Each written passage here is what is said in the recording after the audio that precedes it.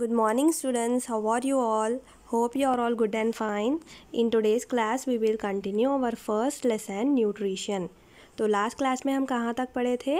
Light dependent reactions and light independent reactions के बारे में.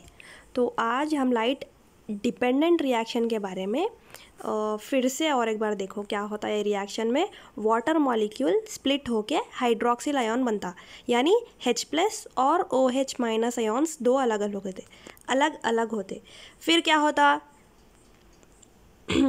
H+ एंड OH- आयन्स फिर undergoes quick change and they undergoes a series of steps and produce water. ठीक है ना. OH- ion and H+ ions ये दोनों क्या करते फिर से स्प्लिट होके undergoes series of reaction and then they form water and oxygen. ठीक है ना. तो इसमें हमको क्या समझ में आ रहा? फिर लास्ट में at the end of the reaction ATP and NADPH are formed. ठीक है ना. सो ये क्या है? These are the assimilatory power. Assimilatory power कौन है? ATP and NADPH, adenosine triphosphate and nicotinamide adenosine dinucleotide phosphate. ये दोनों क्या है? Assimilatory power. तो यहाँ तक हम लास्ट क्लास में पढ़े थे. आज देखो लाइट इंडिपेंडेंट रिएक्शन, इसका और एक नाम क्या है? Biosynthetic phase. This reaction does not require the presence of light and extension of the phases after daytime may occur in some plants and sometimes even in the dark. तो light independent reactions का definition क्या है कि reactions light रहो या ना रहो, ये लोग रिएक्शन क्या करते हैं, इनके अंदर रिएक्शन चलते रहता. तो ऐसे रिएक्शंस को लाइट इंडिपेंडेंट रिएक्शंस बोलते. तो ये लोग लाइट पे डिपेंडेंट नहीं है. So this is also called as a dark reaction. समझ में आया? But the term dark reaction or light independent reaction does not mean that they occur when it is dark at night. ठीक है ना. तो हम क्या समझ रहे हैं यहाँ पे? डार्क रिएक्शन है ना, तो ये रात में होते होंगे रिएक्शंस. नहीं, these reactions takes place in the dark day time also.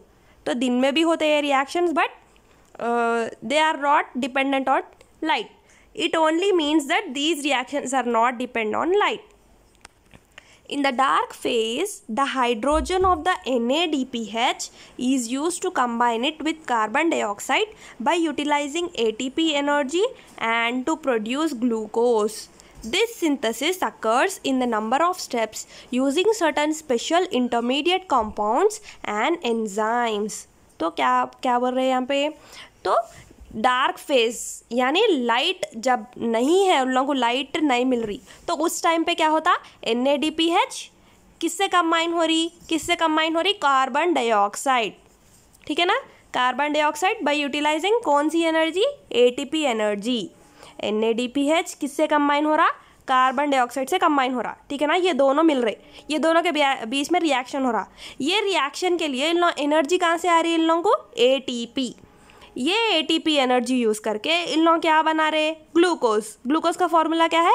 C6H12O6 यानी starch. This synthesis occurs in a number of steps using certain special intermediate compounds and enzymes.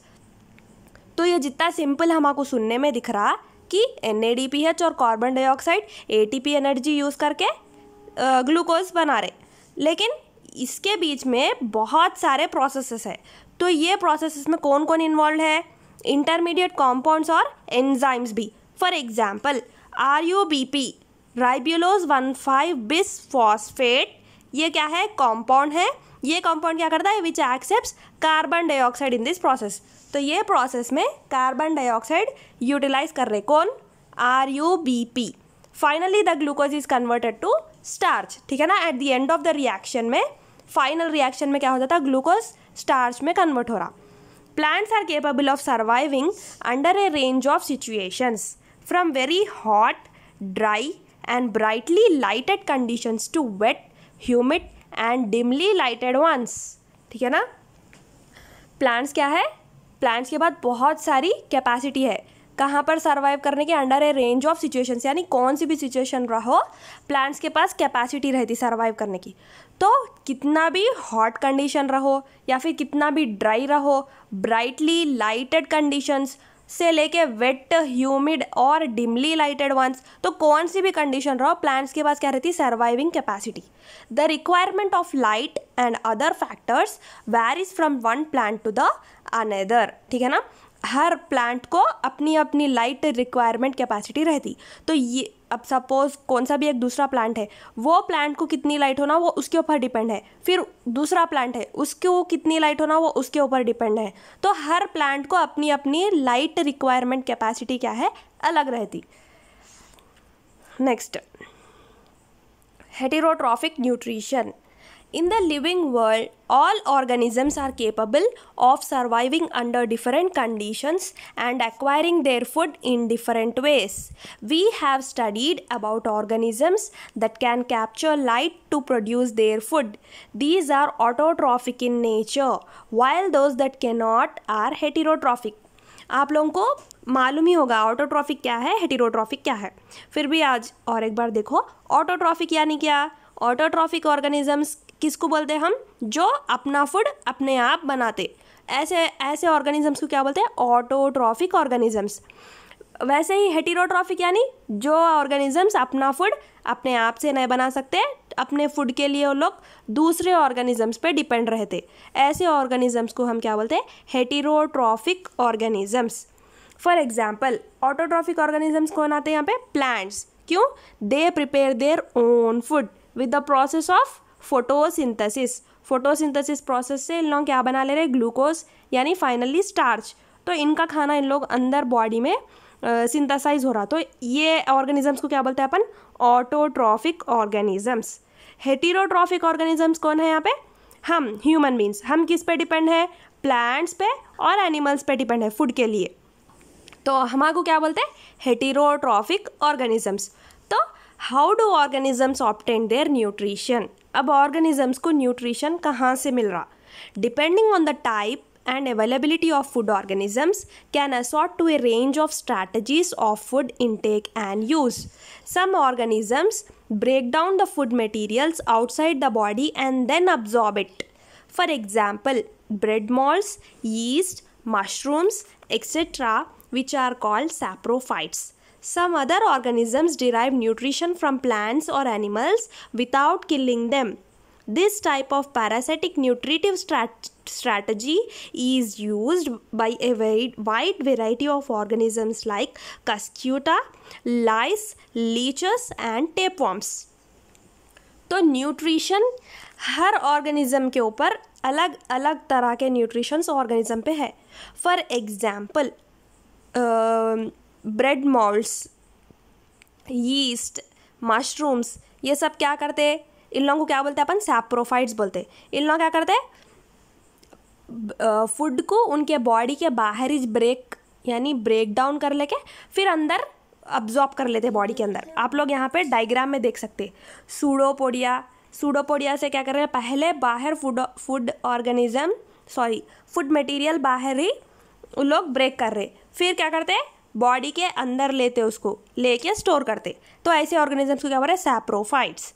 और पैरासाइटिक ऑर्गेनिजम्स, इन लोग क्या करते हैं, ऑर्गेनिज्म को without killing, वो जो food है उनका उसको विदाउट किलिंग, उसको बिना मारे इन लोग क्या करते हैं, उसके बॉडी के ऊपर ही रह के फीड करते, यानी उनका जो भी है फूड मटेरियल न्यूट्रिशन उन लोगों को उनकी बॉडी से मिलता। Others take in whole material and break it down inside their bodies.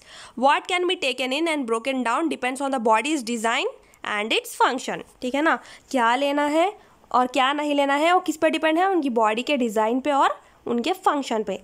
Since the food and the way it is obtain differs, the digestive system is also different in various organisms. In single-celled organisms like amoeba, the food may be taken in by the entire surface, but as the complexity of the organism increases, different parts become specialized to form different functions.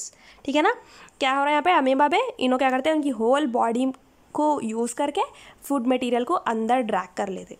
So for example, amoeba takes in food using temporary finger-like extensions. Temporary finger-like extensions क्या बोल रहे हैं अपन इसको? Pseudopodia, यानी false legs.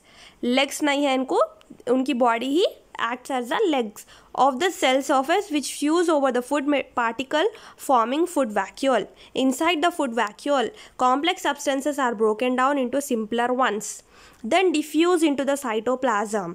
The remaining undigested material is moved to the surface of the cell and thrown out. In paramecium, which is also a unicellular organism, the cell has a definite shape. Food is taken in at a specific spot. Food is moved to the spot by the movement of the cilia, which covers the entire surface of the cell where the food is ingested. देखो amoeba और paramecium दोनों के food taking methods कैसे हैं? Amoeba क्या करते हैं? पहले फूड को बॉडी के बाहर से उनकी एंटायर बॉडी को यूज़ करके, यानी यहाँ पे दिख रहा है आपको सूडोपोडिया, एंटायर बॉडी को यूज़ करके बॉडी के अंदर ले लेते पहले। फिर इनकी बॉडी के अंदर क्या है? एक फूड वैक्यूल है। तो जो भी फूड उन्होंने ले रहे वो कहाँ पर स्टोर करते उन लोग? फूड वैक्यूल में स्टोर करते। At the same time paramecium क्या करते हैं? पैरामीशियम को क्या है? एक डेफिनेट शेप है सेल को। अमीबा को शेप है, अमीबा को डेफिनेट शेप नहीं है। पैरामीशियम को डेफिनेट शेप रहने से इन्हों क्या करते हैं? इनको एक पर्टिकुलर स्पॉट है फूड अब्जॉर्ब करने का, ठीक है ना। तो ये फूड कैसे इनकी बॉडी के अंदर किसके ज़रिए जा रहा? सीलिया। ये जो बाहर ब्लैक कलर के लाइंस दिख रहे हैं बॉडी के आउटसाइड लाइंस, ये सीलिया फूड को ड्रैग करके अंदर फूड स्पॉट तक पहुंचाते, ठीक है ना।